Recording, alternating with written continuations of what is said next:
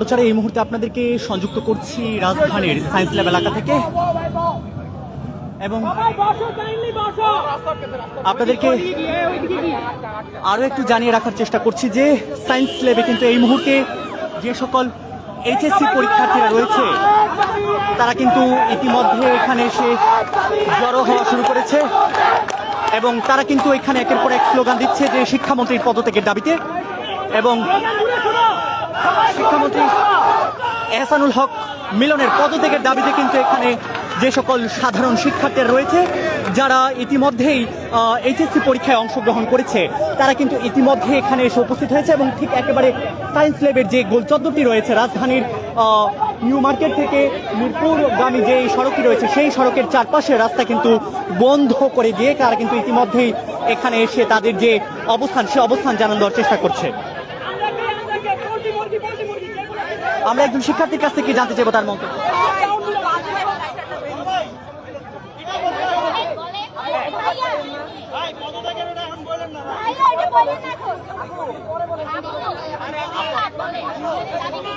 আমাদের দাবি হচ্ছে আমাদের পরীক্ষা স্থগিত করা হোক, কোশ্চেন বোর্ডে স্ট্যান্ডার্ড করা হোক। আর অনেক স্টুডেন্ট আছে যারা এক্সাম দিতে পারেনি এখন পর্যন্ত, তাদের এক্সামের হ্যাঁ, আপনার দাবিগুলো একটু বলেন আপু।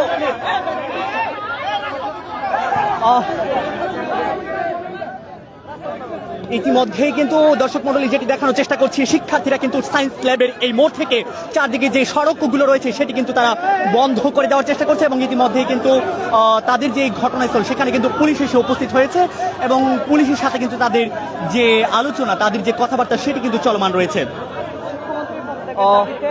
একই সাথে যে সকল আন্দোলনকারী শিক্ষার্থীরা মূলত এখানে শিক্ষামন্ত্রীর পদত্যাগের দাবিতে এসেছেন তারা কিন্তু এখানে জড়ো হওয়া শুরু করেছেন। একই সাথে কিন্তু তাদের যে কর্মসূচি আজকে যে 3 দফা কর্মসূচি সেই কর্মসূচির অংশ হিসেবে কিন্তু রয়েছে যে সকল এইচএসসি পরীক্ষার্থীরা রয়েছে তারা এই দুর্যোগপূর্ণ পরিস্থিতিতে কোনোভাবেই তারা পরীক্ষা দিতে রাজি নয় বা তারা আগ্রহ প্রকাশ করছে না এবং এই দুর্যোগপূর্ণ পরিস্থিতি কাটিয়ে যাবার পরে কিন্তু তারা পরীক্ষা দিতে চাচ্ছে।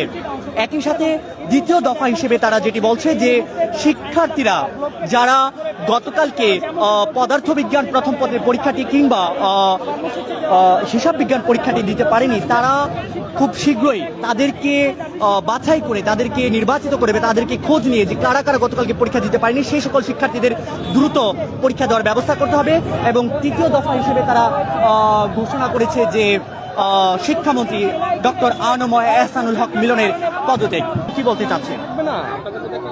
ইউনিটি বলতে আমাদের এখানে কোনো সংগঠন নাই, তো ইউনিটি না থাকাটা খুবই স্বাভাবিক। সেটা দিতে পারে, হয়তোবা তাদের মধ্যে তৃতীয় পক্ষ ঢুকে উস্কানিও দিতে পারে। আমার পক্ষ থেকে আমার দিক থেকে আমি একদম সঠিকভাবে জানিয়ে দিচ্ছি আমি পদত্যাগ চাই না। সুষ্ঠু যে ন্যায় বিচার যে আমরা পরীক্ষাগুলো দিছি এই পানির মধ্যে ভিজে এর দায়বদ্ধতা এবং সরকারের যে সংশ্লিষ্ট বিভাগ আছে যার কারণে আজকের এই অবস্থা এরকম বিরূপ পরিস্থিতিকে আমাদের পরীক্ষা দিতে হয়েছে, এই তাদেরকে প্রকাশ্যে ক্ষমা চাইতে হবে, কোশ্চেন ভুলের জন্য ক্ষমা চাইতে হবে। ইগো নিয়ে বসে থাকলে হবে না, না আরো দাবি আছে তো আমাদের। আমি তো বললাম আপনাকে আগে, আপনাদের দাবিগুলো একটু স্পষ্ট করে বলবেন। আমাদের দাবি হচ্ছে 3টা। পরিস্থিতি স্বাভাবিক না হওয়া পর্যন্ত পরীক্ষা স্থগিত করতে হবে এবং পরীক্ষার প্রশ্ন ভুলের জন্য দায়ী যারা তাদেরকে বিচার করতে হবে এবং তাদের ক্ষমা চাইতে হবে। পরীক্ষায় প্রশ্ন বোধগম্য এবং বোর্ড বইয়ের মধ্যে থেকে দিতে হবে। আপনি সৃজনশীল পরীক্ষা নিচ্ছেন ঠিক আছে, কিন্তু আপনি তাহলে গাইড কেন বাংলাদেশে বের হইতে দিচ্ছেন? আপনি টেস্ট পেপার অনুযায়ী না লিখলে স্যার কেন আমাকে মার্ক দেয় না? এটার দায়বদ্ধতা কে নিবে?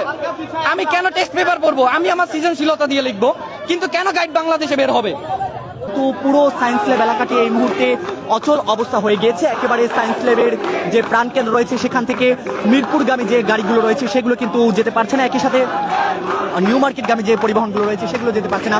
শাহবাগগামী যে গাড়িগুলো রয়েছে সেগুলো যেতে পারছে না। একই সাথে ধানমন্ডির দিকে যারা যেতে চাচ্ছেন সেই পরিবহনগুলো কিন্তু এখান থেকে যেতে পারছে না।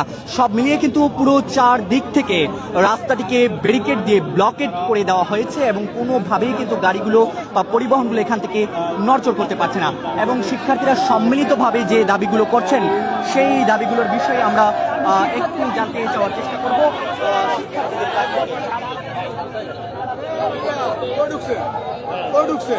এবং একই সাথে চাপেন না, সামনে চাপেন, চাপেন।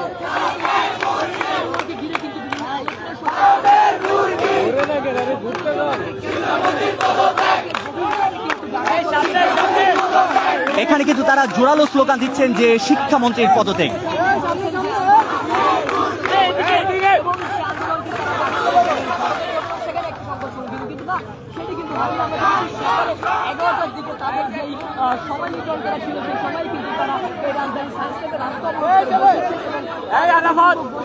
দর্শক, আপনাদেরকে একটু আগেই জানিয়ে রাখছিলাম যে আমরা যখন একজন শিক্ষার্থীর যারা কেন্দ্রীয় ভূত আন্দোলনের সাথে জড়িত সে সকল শিক্ষার্থীদের মন্তব্য বলছিলাম, তারা কিন্তু বলছিলেন যে তারা আসলে সামনে যাও কেন বারে বারে, এমনি দাঁড়াও না, সামনে গিয়ে কি হবে?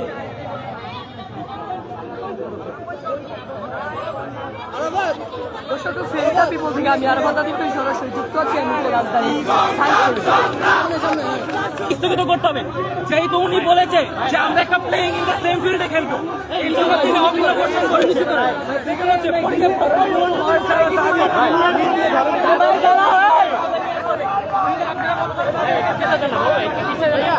আমরা পরীক্ষা দিতে পারিনি, তো যারা পরীক্ষা দিতে পারেনি তাদের একটা পরীক্ষা নেওয়ার ব্যবস্থা করতে হবে। এবং আমাদের যে ভুল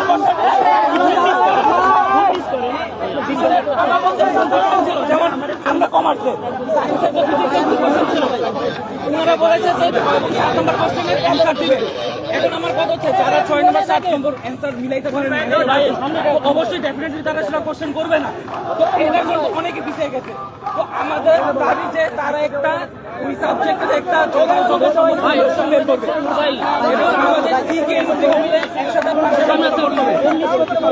আর আমাদের যে পর্যন্ত মানে বাংলাদেশের যে আমাদের ভাই বোনেরা অনেক দুর্যোগের মোকাবেলা করছে, আমাদের সবার পরীক্ষা স্থগিত রাখতে হবে, যেহেতু উনি বলেই দিয়েছে আমরা একসাথে এক ফিল্ডে খেলবো।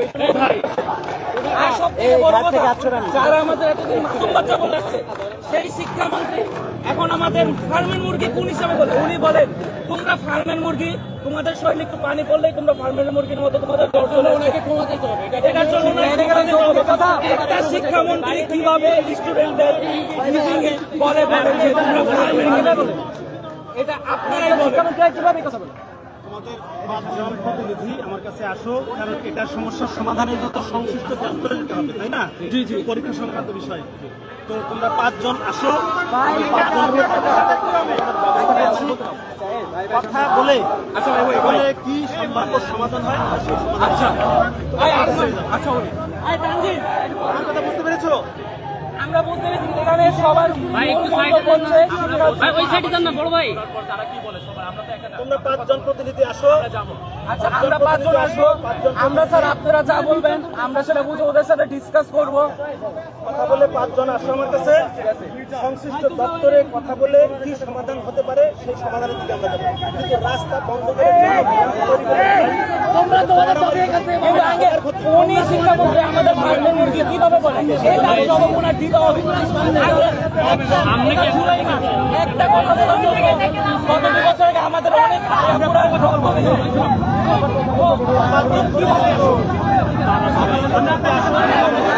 যেহেতু তাদের কোনো রকমের শিক্ষার্থীদের দাবি, যেহেতু তারা আমরা আরেকজন শিক্ষার্থীর কাছ থেকে মূল বক্তব্য জানাতে বাস্তবায়ন করতে হবে এবং অনেক বিলম্বে যারা কালকে আমরা জানতে পেরেছি 12,000-এর মতো শিক্ষার্থী পরীক্ষায় অংশগ্রহণ করতে পারেনি, সেই পরীক্ষার্থীদের কি ব্যবস্থা গ্রহণ করা হবে তা অনবিলম্বে সিদ্ধান্ত গ্রহণ করা হোক।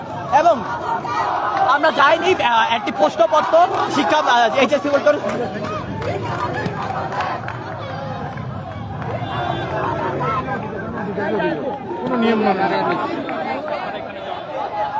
প্রথমত এই যে সারা দেশে এই বন্যা পরিস্থিতিতে এক বোর্ডে পরীক্ষা বন্ধ দিয়ে অন্য বোর্ডে পরীক্ষা বন্ধ দেয় নাই, সবগুলো বোর্ডে বন্ধ দেয় নাই। কোশ্চেনে অনেক ভুল। তারপরে আমাদেরকে সব থেকে বড় কথা উনি আমাদেরকে বলেছে আমরা হচ্ছে ফার্মের মুরগি। একজন শিক্ষামন্ত্রী স্টুডেন্টদেরকে কিভাবে ফার্মের মুরগি বলতে পারে? উনার এই ব্যাপারে কোনো রাইট নাই। হয়তো শেখ হাসিনার বলার রাজাকার নাতিপুতিকে ভুলে গেছে, এর জন্য ওনার মাথায় আবার ভূত চাপছে।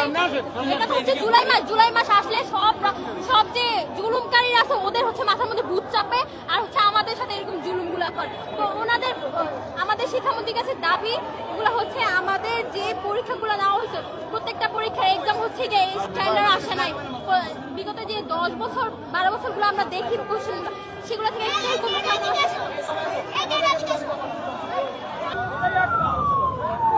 ইতিমধ্যে কিন্তু এখানে মন্ত্রণালয়ের একটি গাড়িকে আটকে দেওয়া হয়েছে এবং মন্ত্রণালয়ের গাড়িটি কিন্তু একেবারে এটা কোন মন্ত্রণালয়ের গাড়ি? সুপ্রিম কোর্টের ইতিমধ্যে মন্ত্রণালয়ের একটি গাড়িকে কিন্তু এখানে আটকে দেওয়া হয়েছে। যে সকল নারী শিক্ষার্থীরা রয়েছে তারা কিন্তু ঠিক মাঝখানে অর্থাৎ ব্যারিকেডের মাঝখানে কিন্তু তারা অবস্থান করছে। আমরা যদি তাদের একটু অবস্থান থেকে দেখানোর চেষ্টা করি, তারা কিন্তু সুশৃঙ্খলভাবে এখানে মাটিতে বসে তাদের যে অবস্থান সেই অবস্থান তারা জানান দিচ্ছে।